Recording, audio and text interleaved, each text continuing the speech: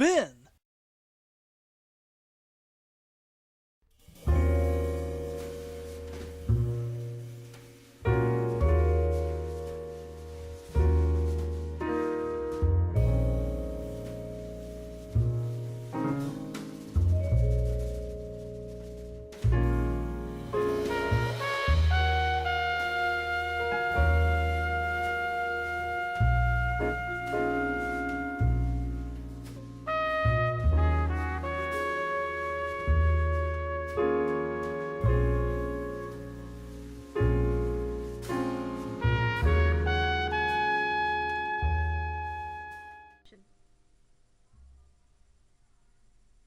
Take that hat off. Now here's your assignment. Let's see. A motivational speaker be denied the right to give a secular presentation at a public school assembly simply because they're Christian. What are Christians' rights for public evangelism? How much does it pay? 200 points. Very well. When's it due? Tomorrow.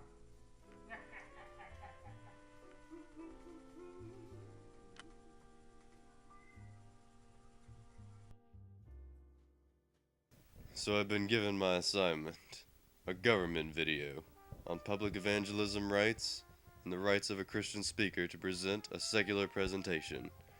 I had not a single lead to go on, and the project was due tomorrow. How was I going to pull this off?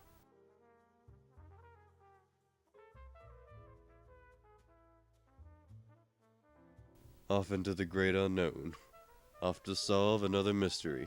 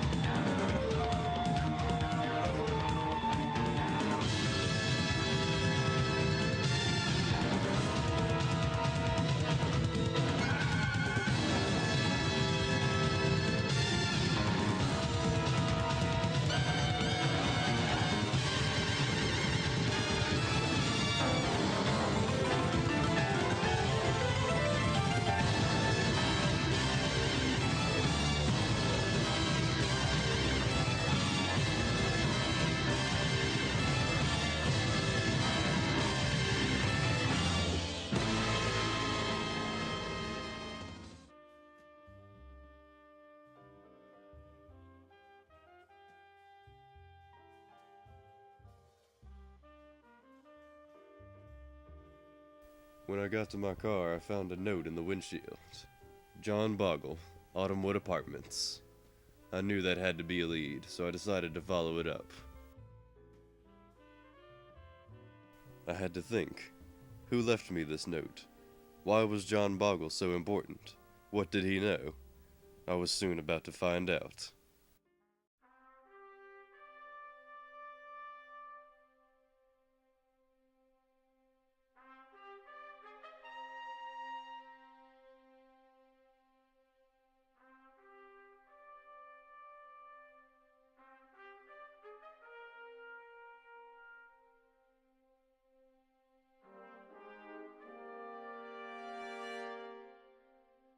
I'd found the right place. I was hesitant due to its looks, but I had no other leads, so I had no choice but to follow it up.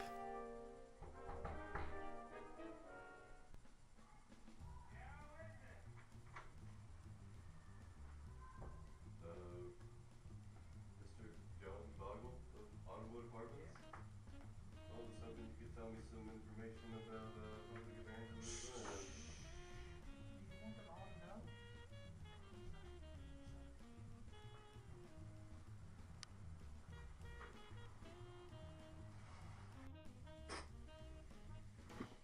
Okay, so, what can you tell me about the rights of public evangelism, sir?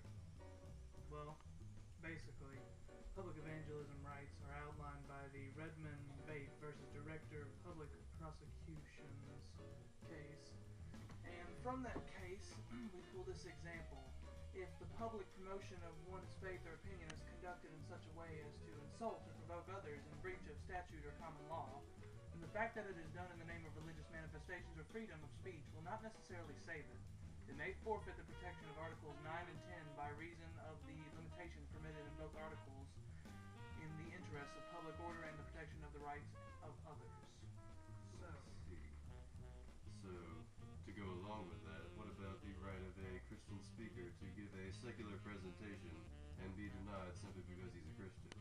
well, that's much simpler. That one's covered by the freedoms of religion and speech. In the First Amendment? Yes. I see. Well, thank you for your information, sir. It was certainly a help. Now wait just a minute. Do you actually think you're going to get out of here alive with that information?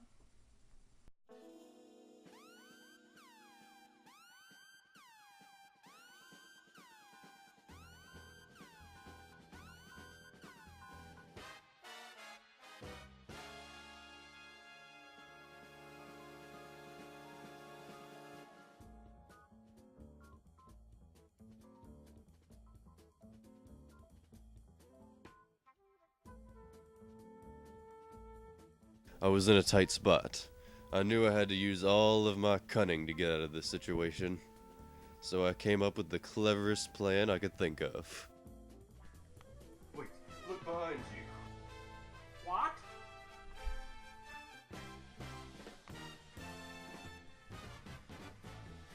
That clever man. Oldest trick in the book. My clever ruse had worked, and I'd narrowly escaped with my life.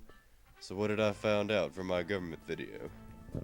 Well, public evangelism was protected by the freedoms of religion and speech in the First Amendment of the Constitution, and Christian speakers' rights were protected by the law, as long as it did not incite a public disturbance, provoke violent behavior, or other disorderly conduct.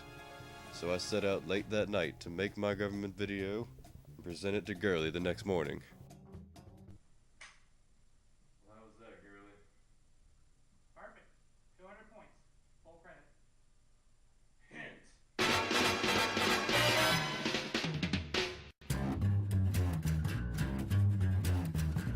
I think it's time we blow this scene. Get everybody in the stuff together.